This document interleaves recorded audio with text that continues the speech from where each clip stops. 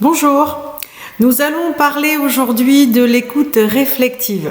Alors qu'est-ce que c'est ? Il s'agit de la capacité de pouvoir répondre à une personne qui a besoin de nous parler, à un locuteur, que ce soit donc un enfant, un conjoint, une autre personne, un ami de la famille ou encore dans le cadre d'un thérapeute avec son patient aussi, ça peut être le cas, donc pour écouter, savoir répondre à ce qu'ils nous disent.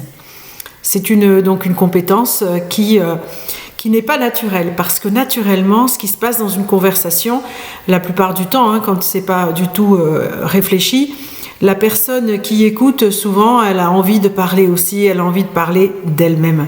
Et en fait, l'écoute, elle est peu efficace, peu utile, parce que souvent, on exprime notre accord, notre désaccord, on donne des conseils.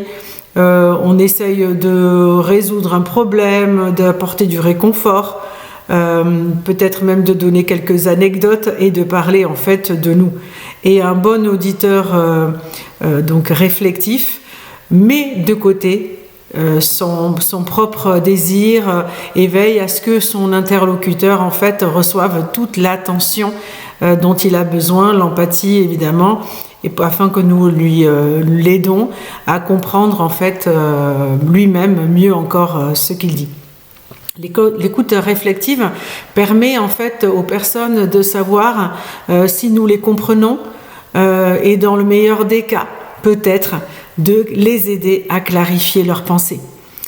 Donc cette écoute-là, elle les aide à comprendre ce qui se cache derrière leurs pensées, les émotions, et à trouver des solutions par eux-mêmes. C'est-à-dire que on va aider à ce que eux-mêmes puissent élaborer leurs réflexions. Donc c'est donc une compétence presque magique. Donc moi je me suis formée pour cela. Et donc maintenant je l'utilise dans mon travail très souvent. Donc c'est aussi un outil thérapeutique puissant. Mais en fait, il est assez simple. La plupart des gens peuvent s'en emparer et apprendre les bases un peu, à commencer à pratiquer seuls. Le niveau le plus élémentaire d'écoute réflexive consiste simplement donc à leur montrer que vous comprenez en résumant ce qu'ils disent et éventuellement leur demander si c'est bien ça, si vous avez bien compris. Voilà, juste ça.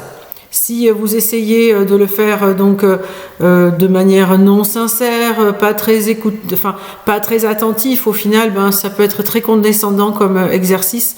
Mais si vous le faites avec sincérité, avec humilité, juste de résumer, vous reprenez ce qu'ils ont dit, vous reformulez avec vos propres mots. Et en ajoutant donc soit un point d'interrogation, soit c'est bien cela, j'ai bien compris, etc. Prenons par exemple l'exemple si vous avez des enfants qui veulent absolument par exemple aller à une sortie, à une soirée entre amis, aller au cinéma ou à un concert, et donc ils veulent absolument sortir, ils disent maman s'il te plaît, tous mes amis y vont, c'est trop bien, la soirée est trop géniale, j'ai déjà économisé les sous pour ce qu'il se fallait, etc. Tu as dit non, tu ne me laisses pas y aller, tu es vraiment injuste. Et en restant juste sur le fond, on peut dire quelque chose comme juste, tu veux vraiment aller à cette soirée, à ce concert. Cela peut paraître très simple, très basique et peut-être même évident, mais en fait finalement, c'est tellement évident que souvent on ne le dit pas. On le passe souvent sous silence, mais une bonne écoute, elle ne consiste pas seulement à comprendre, mais à montrer qu'on a compris. Donc des petites réflexions comme celle-là, elles peuvent juste montrer à l'autre qu'on a compris le problème. Voilà. Ça ne sert à rien au final, ni à vous, ni à votre locuteur, si vous le comprenez et que personne ne le sait. S'il ne le sait pas, au final, ça ne sert pas à grand-chose. Donc c'est toujours très très utile de reposer comme ça, même si ça a l'air évident, cette évidence-là de tu veux vraiment y aller à ce concert, sans jugement, sans ironie. C'est juste repositionner le fait que on l'entend en retour, peut être donc un élément du processus de guérison pour cet adolescent qui ne va pas avoir son vœu se réaliser. Hein. Moi, je me rappelle quand j'étais enfant, on m'avait refusé une sortie à l'école qui était payante. Et donc, moi, j'étais la seule de la classe à ne pas pouvoir y aller. Et franchement, je me suis sentie vraiment très très mal sur le coup et cela n'a jamais été exprimé. Et j'ai encore eu l'occasion de le dire à mes parents il n'y a pas si longtemps. Et c'est vrai que ce n'est pas à négliger. Sur l'instant, c'est quelque chose qui est important. C'était important pour moi à ce moment-là. Évidemment, c'est pas grave, j'en suis pas morte, mais sur le moment, c'était quelque chose qui était important pour moi. Donc c'est bien de le dire. Hein, c'est bien d'utiliser aussi cette méthode de l'écoute réflective si on n'est pas sûr d'avoir bien compris ce que la personne vous dit. Hein, si elle se confie à vous et que vous lui dites bon, est-ce que j'ai bien compris? Voyons voir si j'ai bien compris. Hein, par exemple, dans une autre situation, voyons voir si j'ai bien compris. Tu es en colère contre ta sœur parce qu'elle t'a emprunté ton pantalon et qu'elle t'a pas demandé, c'est ça? Voilà. Et par exemple, hein, c'est pour une situation tout autre, hein, où elle t'a emprunté ton livre de mathématiques sans te le demander. Il est également important de demander si on a bien compris. C'est bien ça, hein, j'ai bien compris. Dans le cas, donc, par exemple, dans une situation d'un couple, où on a, par exemple, un couple où la femme se sent mal, se sent renfermée, ne se sent pas... donc à sa place, lorsque son mari en fait essaye toujours de gérer les émotions au lieu de l'écouter. Donc on essaye de comprendre en discutant avec l'un et l'autre. Et lui, au contraire, il semble frustré qu'elle n'accepte pas justement son conseil rapide pour trouver une solution. Donc moi, en utilisant cette technique de l'écoute réflective, j'ai dit donc j'ai lancé l'idée que peut-être il se sent rejeté, voilà, frustré. Donc tu te sens rejeté quand elle n'accepte pas ton conseil, c'est ça, j'ai bien compris. Là, il a marqué un petit temps de réflexion. Il a dit non, ce n'est pas ça. Je peux supporter que je sois rejeté, même personnellement, mes idées. C'est juste que moi, j'aime être celui qui aide, qui apporte des solutions, cela fait partie de moi. Donc j'ai essayé une deuxième tentative pour la compréhension. Donc alors en fait, toi, finalement, tu te sens perdu, comme si tu ne savais pas quoi faire, si tu n'arrives pas à apporter une solution. Et il a dit, oui, voilà, c'est exactement ça. Quel est mon rôle à moi? Moi, je veux faire le bien autour de moi. Et si je n'arrive pas à apporter des solutions, j'ai l'impression que je ne sers à rien. Et donc, dans cette conversation, il a vu que je l'avais compris et qu'il savait que je l'avais compris. Et j'ai pu répondre donc à son inquiétude donc par l'écoute active et en même temps, donc en validant ses émotions. Et en même temps, il a compris, parce que moi j'avais réussi à l'écouter, qu'elle aussi, elle avait besoin d'être écoutée. Et du coup, ça a été plus facile pour lui d'accepter finalement et de réaliser que c'était ça la solution, quoi. Donc, il s'agissait d'utiliser ces éléments-là pour la réflexion.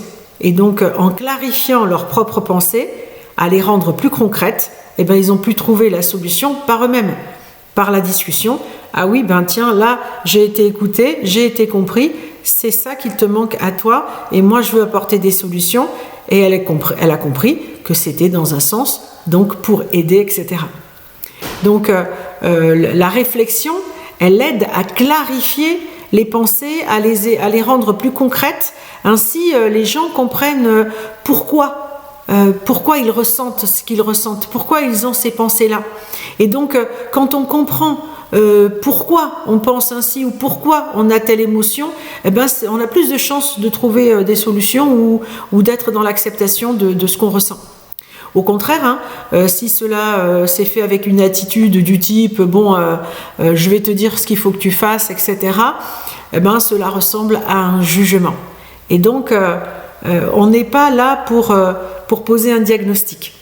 Il faut être donc sincère, comme je le disais, humble, curieux pour éventuellement poser des questions, hein, même s'il faut pour clarifier. Mais en tout cas, si on pose des questions, c'est jamais pour orienter la conversation. Hein, c'est le niveau émotionnel qui les aide à comprendre leurs émotions. Donc, par exemple, si on revient au cas de l'adolescent, on pourrait dire quelque chose comme tu es contrarié, que je ne te fasse pas confiance, ou tu es peut-être agacé, que je ne te comprenne pas, ou tu es triste ou en colère, de ne pas pouvoir faire quelque chose qui est vraiment pour toi et tout de suite maintenant. Et vous vous posez la question peut-être de pourquoi je ne lui demande pas tout simplement est-ce que tu es en colère ? Eh bien parce que dans le cadre d'une bonne écoute, les affirmations, les déclarations sont meilleures que les questions. Car les questions, eh bien souvent elles sont un peu orientées. Elles vont orienter la conversation dans la direction que nous on souhaite. Et pas forcément dans ce que celui qui parle a envie de dire et a besoin de comprendre. Donc si on devient la personne qui décide de diriger la conversation, eh bien finalement on peut entendre ce qu'on a envie, on peut se faire plaisir à soi, mais on peut aussi d'une certaine façon ne pas permettre à la personne de dire ce qu'elle voudrait dire. Ça décourage l'autre et puis ça peut aussi donner une impression un peu d'interrogatoire. Ça peut donner l'impression un petit peu qu'on nous pose des questions et donc on peut se mettre sur la défensive, on est moins ouvert. Donc je ne dis pas qu'il faut jamais poser de questions parce que ça peut être utile, mais il faut partir du principe qu'on n'en pose pas parce que généralement on en pose beaucoup trop sous prétexte de comprendre. Et il ne faut pas avoir d'objectif de ce point de vue-là, mais juste de la réflexion. Donc il faut être attentif et ça favorisera une plus grande ouverture d'esprit. Ce qui est recherché en fait, c'est le niveau ensuite de la signification de ce que la personne nous dit pour lui ou pour elle. Ça c'est la deuxième étape, le deuxième niveau. Donc dans un premier temps, être bien au clair sur ce qui a été dit et ensuite, qu'est-ce que ça veut dire pour lui ou pour elle ? Hein, donc l'écoute réflexive, elle va aider celui qui parle à exprimer et à comprendre les concepts qui sont à la pointe de sa compréhension, c'est-à-dire qu'il ne les comprenne pas vraiment ou plutôt qu'il ne les comprend pas encore. Mais en parlant, en les exprimant, en reformulant, ils vont apprendre des choses sur eux-mêmes et sur leurs émotions qu'ils ignoraient avant la conversation. C'est donc le sens derrière tout ça qui va les aider à exprimer ce que cela signifie pour eux. Alors que nous rebondissant sur quelque chose au niveau de la signification, nous pourrions peut-être dire quelque chose comme tu as peur que je dise que tu as des défauts, que c'est parce que tu ne mérites pas quelque chose ou que tu n'es pas assez bien pour aller à cette sortie et tu veux être digne de confiance, mais ça fait mal de penser que je ne crois pas en tes capacités, tu es frustré de ne pas avoir encore une liberté totale dans ta vie. Et et je pense que c'est agaçant pour toi d'avoir des règles avec lesquelles tu n'es pas d'accord. Peut-être que cela donne l'impression de ne pas avoir de pouvoir sur ta propre vie. Voilà. Essayez de voir dans un premier temps qu'est-ce que ça signifie et ensuite de voir qu'est-ce que cela peut représenter en fait comme conséquence pour la personne, comme sens qu'elle n'avait pas forcément en tête. Dans un autre exemple, par exemple, on a aussi dans le cadre d'une amie qui viendrait nous voir et nous dire mon compagnon Simon m'aime, mais il ne fait pas d'efforts pour les grandes fêtes comme pour mon anniversaire. Donc cela pourrait donner quelque chose comme tu te sens sous-estimé. Tu te sens dans le déni de tes besoins, etc. Et ensuite, elle peut continuer avec autre chose. Il n'est pas nécessaire à chaque fois d'aller dans la profondeur pour toutes les choses qui nous sont confiées. Mais en tout cas, ce sens qu'il y a derrière, cette signification que la personne y met, est importante aussi lorsqu'on utilise l'écoute réflexive. Nous pouvons donc aborder que ce soit le contenu, les sentiments, et puis donc faire un petit résumé des choses, y compris dans la signification. Voilà pour les quelques exemples que cela pouvait faire, cette écoute réflexive. Donc de notre point de vue, celui qui écoute, on dirait qu'il ressent qu'on peut faire même des suppositions, comme formuler des affirmations provisoires, mais cela peut être utile. Effectivement, c'est pas tout à fait des suppositions, mais c'est des tentatives d'explication. Vous essayez de vous aider vous-même finalement en essayant de comprendre l'autre. Il n'y a pas de diagnostic, pas de solution, pas de jugement.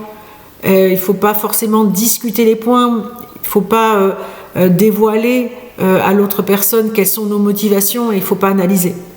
Notre objectif est d'être en fait sur la même longueur d'onde que celui qui parle, en lui montrant qu'on le comprend par un résumé par exemple. Et vous pouvez demander des éclaircissements, chercher un sens plus profond pour développer, pour être plus utile à la personne que vous aimez. Comment l'aider à s'ouvrir au moyen de cette écoute et de l'aider, par exemple, si elle refuse de parler. Bon, pour résumer, l'écoute active est une méthode de communication qui se déroule en 2 étapes. D'abord, chercher à comprendre l'idée du locuteur, puis lui exposer une autre idée afin de confirmer que la première a bien été comprise. Ce procédé vise à reconstruire un peu ce que la personne pense et ressent afin de lui renvoyer cette compréhension. L'écoute réflexive, elle est plus spécifique que l'écoute active. J'avais déjà fait une vidéo sur l'écoute active, j'essaierai de vous mettre le lien en description. Et cette écoute réflexive, elle est issue de l'école de l'approche centrée sur la personne, qui a été créée par Carl Rogers.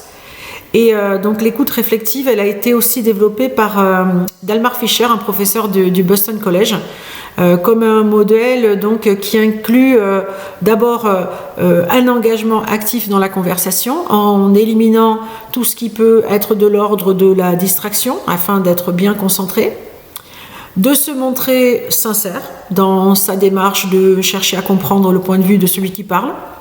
Il ne s'agit pas d'être d'accord, mais de comprendre le point de vue de celui qui parle. Et l'interlocuteur, donc, essaye de voir les choses selon le point de vue de l'autre. Et on l'encourage à parler librement, en étant donc impartial. Il n'y a pas besoin, là, de faire preuve d'empathie, c'est surtout la neutralité. Ensuite, on essaye, dans cette stratégie de communication, de refléter l'humeur de celui qui parle, afin de renvoyer un petit peu le même état émotionnel que la personne, avec que ce soit dans le ton de la voix ou de tout autre signe verbal ou non verbal d'ailleurs, et ensuite de synthétiser ce que la personne, le locuteur a dit en utilisant nos propres mots. Il n'y a pas besoin de paraphraser, juste en redisant comment on l'a compris et en reformulant donc à sa façon. Et puis donc éventuellement répondre aux points soulevés, mais jamais en s'écartant, jamais en allant sur d'autres sujets. Et puis pour terminer, juste préciser que dans l'écoute réflexive, il y a un élément important qui est aussi le silence. Parfois, le silence est très utile à un moment où aucun des deux ne parle, parce que le silence, il va décourager les propos inutiles, les propos futiles, et favoriser la réflexion. Donc c'est une méthode qui est très très intéressante, qui n'est pas si compliquée, vous avez vu, à développer. Donc si vous le souhaitez, eh bien par les simples conseils que vous avez dans cette vidéo, ça donne des éléments pour pouvoir la pratiquer dans un premier temps. Voilà, écoutez, merci d'avoir regardé jusqu'au bout. J'espère que ce contenu vous aura plu, que ces méthodes de communication vous auront été utiles. Donc merci beaucoup, prenez soin de vous, à très bientôt, merci.